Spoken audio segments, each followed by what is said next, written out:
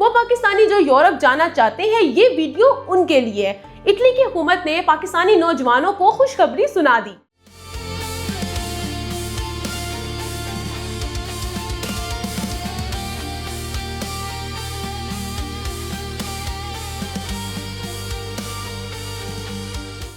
وہ پاکستانی جو یورپ جانا چاہتے ہیں، یہ ویڈیو ان کے لیے ہے۔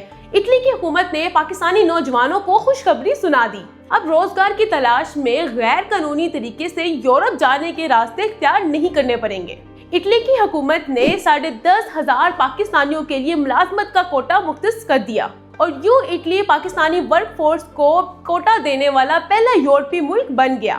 اس حوالے سے تفصیل کیا ہے، آج کی اس ویڈیو میں آپ کو بتائیں گے۔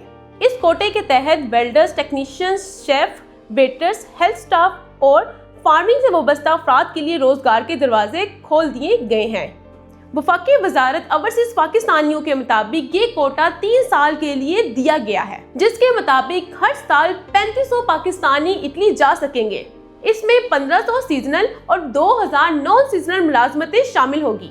سیزنل کام وہ ہوگا جو کہ عارضی مدت تک ہوگا، جس کی مدت 6 سے 9 ماہ پر مشتمل ہوگی، جبکہ نان سیزنل لمبے عرصے تک کی نوکریاں ہوں گی۔ نان سیزنل کوٹے کا مطلب یہ ہے کہ وہ کام عارضی ہوگا، مثلاً ٹورزم، کاشتکاری کا کوئی سیزنل یا کوئی بھی ایسا کام جو چند ماہ پر مشتمل ہوگا، اور بعد میں سیزنل کوٹا نان سیزنل کوٹے میں بھی کنورٹ ہو سکتا ہے۔ اور دوسری طرف نان سیزنل کوٹا طویل دورانیے کے کام کا ہوتا ہے، جو زیادہ تر کنسٹرکشن، مینوفیکچرنگ یا ٹرانسپورٹ سے منسلک ہوتا ہے۔ نان سیزنل کوٹے کے تحت آپ کو اٹلی میں مستقل رہائش بھی مل سکتی ہے اور ان فیوچر آپ اپنی فیملی کو بھی اٹلی بلا سکتے ہیں۔ حکومت کا کہنا ہے یہ قدم انسانی اسمگلنگ اور غیر قانونی ہجرت کی حوصلہ شکنی کے لیے اٹھایا گیا ہے، اور یہی نہیں بلکہ حکومت کو امید ہے کہ یورپ کو دیکھ کر یورپ کے دیگر ممالک بھی پاکستانیوں کو نیو اپرچونٹیز مہیا کریں گے۔ اس وقت اٹلی میں قانونی طور پر رہنے والی پاکستانیوں کی تعداد 1,70,000 ہے، جبکہ غیر قانونی طور پر رہنے والے پاکستانیوں کی تعداد 30,000 پر مشتمل ہے اور اپنا سٹیٹس قانونی طور پر بنانے کی کوشش کر رہے ہیں۔